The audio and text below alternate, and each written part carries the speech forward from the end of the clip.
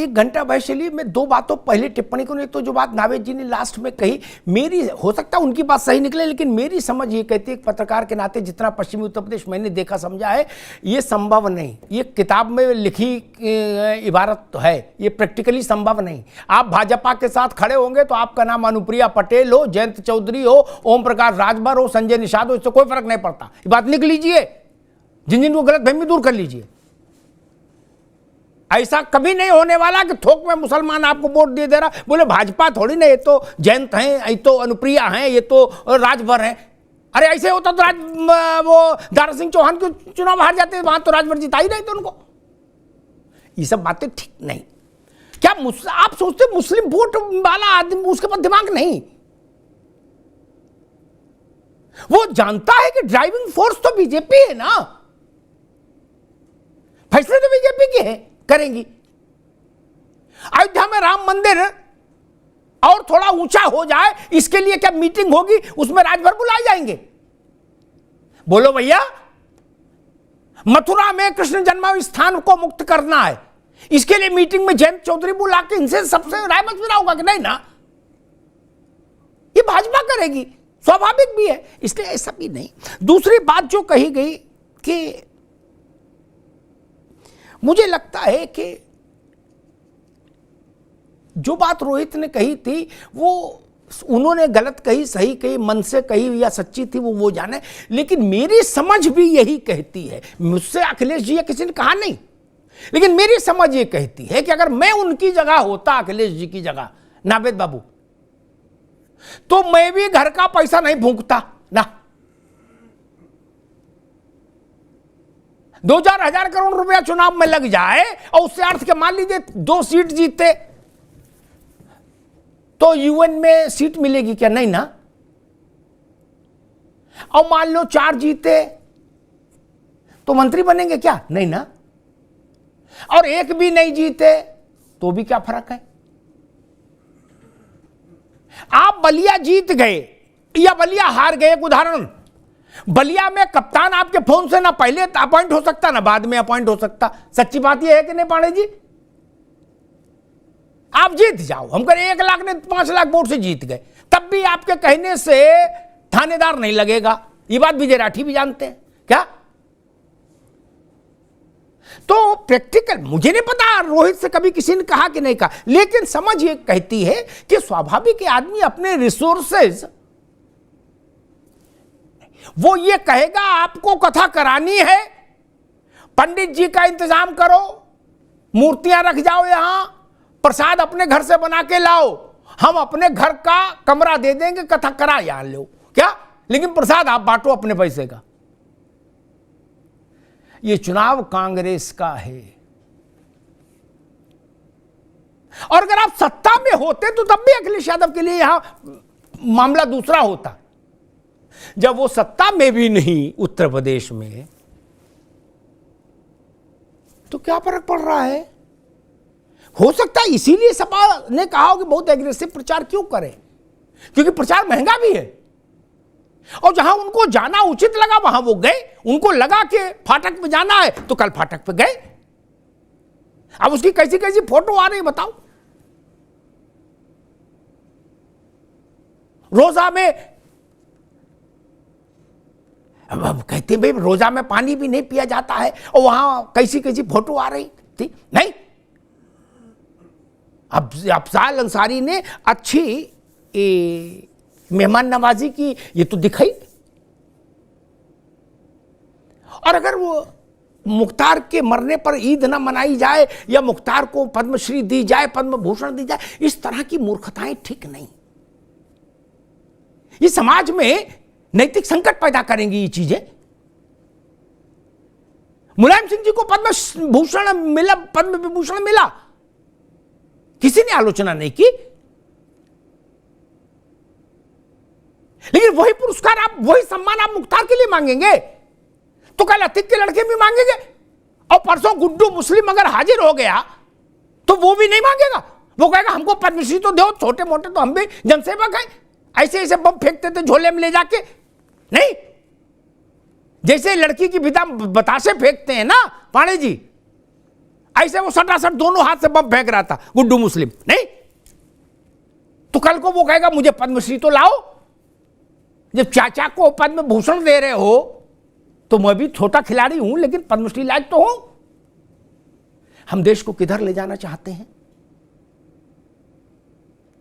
तरीका ठीक नहीं। मैंने कहीं देखा केशव मौर्य ने कहा है कि वहीं क्यों गए, प्रयागराज में भी कुछ कब्रें हैं, वहां भी जाओ। तय होना चाहिए।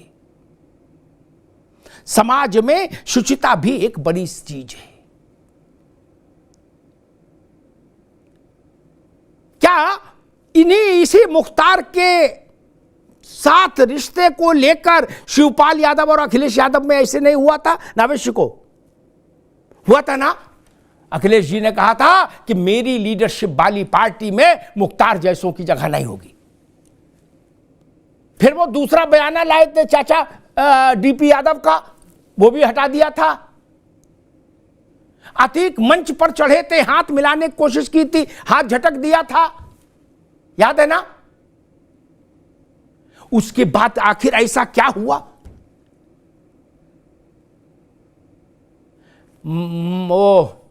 मुख्तार का बेटे का बाइट में देख रहा था कि भैया आए हैं तो थोड़ा साहस बढ़ा है, ढांढस बढ़ा है। भैया ने हम लोगों का ढांढस बंधाया, ठीक बात है। लेकिन जो लोग मुख्तार के गिरोह के द्वारा मारे गए, विजय राठी जी, वो भी वहीं रहते हैं, बहुत सारे परिवार। क्या वहां नहीं जाना चाहिए था? जाना चाहिए था। आप बड़े नेता हो, आप प्रदेश के मुख्यमंत्री रहे हो, नहीं जाना चाहिए था? फिर कृष्णानंद के वाले उस हत्याकांड में कितने 8 लोग मारे गए थे एक साथ। अब ऐसे तो 85 लोग हैं जो मुख्तार के कोप के शिकार हुए और मारे गए। इससे विभाजनकारी राजनीति पैदा होती है। और ये हम क्या नजीर क्या रखना चाहते हैं आने वाले समय के लिए? मुख्तार की मृत्यु कैसे हुई उसके लिए जांच हो रही है। परिवार ने कुछ कहा, जेल प्रशासन ने कुछ कहा, ठीक। जांच में दूध का दूध पानी का पानी हो जाएगा। लेकिन क्या ये ज्यादा अच्छा नहीं होता कि राजनीतिक लोग इस पर अपनी टिप्पणी नहीं करते? और भी गम है जमाने में मोहब्बत के सिवा। मुझे लगता है बेहतर स्थिति होती, जांच हो जाने देते। बाद में जो युद्ध छेड़ना, जांच में अगर आपके मनमाफिक चीज आ जाती तो फिर आंदोलन कर देते उसके लिए। लेकिन अब मुख्तार, एक तराजू पर मुख्तार रख दिया तो दूसरे पर अतीक रखना पड़ेगा। तब और जयंत चौधरी की स्थिति भाजपा के अंदर क्या है, इसकी चिंता जयंत चौधरी को ही करने देनी चाहिए। नहीं, ओम प्रकाश राजभर कंफर्टेबल है कि अनकंफर्टेबल है, ये बात ओम प्रकाश राजभर जाने। अगर देश के हर सूबे में बड़े विपक्षी गैर भाजपा नेता प्रचार में लगे हुए हैं, उनको लगे हुए 10-15 दिन हो गए, 10-12 दिन, तब उत्तर प्रदेश में सन्नाटा क्यों है? जो बात अशोक पांडे जी कह रहे थे, उनका मंशा ये नहीं होगी, ठीक बात है, लेकिन सैद्धांतिक तौर पर तो ठीक ही बात है। और मेरी तो मंशा भी है कि विपक्ष खड़ा रहे, विपक्ष शून्य राजनीति नहीं होनी चाहिए। लेकिन आप खड़ा ही नहीं होना चाहते। आप कह रहे हो हम तो ट्विटर से ही जीत रहे हैं, क्या निकले? गर्मी भी है। अरे भाई, सिर पर मुरठा बांध के निकलो तो। वोट मिलेगा नहीं मिलेगा बात की चीज है। एक बीमा के लिए कहा जाता है कि ये बीमा के लिए आपको सामने वाले व्यक्ति को राजी करना पड़ता है ना? परसुएशन की चीज है। वैसे ही वोट भी है, राजनीति भी है। अब परसुएशन तो हो, आप निकलो तो वोट तो मांगो, मिलेगा नहीं मिलेगा बात की चीज है। अगर मुरादाबाद का एमपी आपका कह रहा है कि अखिलेश जी के इर्द गिर्द आरएसएस वाले लोग पहुंच गए, तो ये बात अच्छी नहीं ना फिर पार्टी के लिए। यहीं से समस्या पैदा होती है। आजम खान एक फैक्टर है, चिंता उनकी होनी चाहिए जयंत के बजाय कि आजम खान अगर रमजान के बाद मुंह खोलेंगे तो क्या बोलेंगे। नावेद गलत तो नहीं कह रहा, जयंत 3 नंबर पर बैठ रहे हैं या 4 नंबर पर, इससे फर्क नहीं पड़ता सपा के वोट पर, लेकिन आजम खान बोलेंगे तो क्या बोलेंगे, इससे फर्क पड़ता है।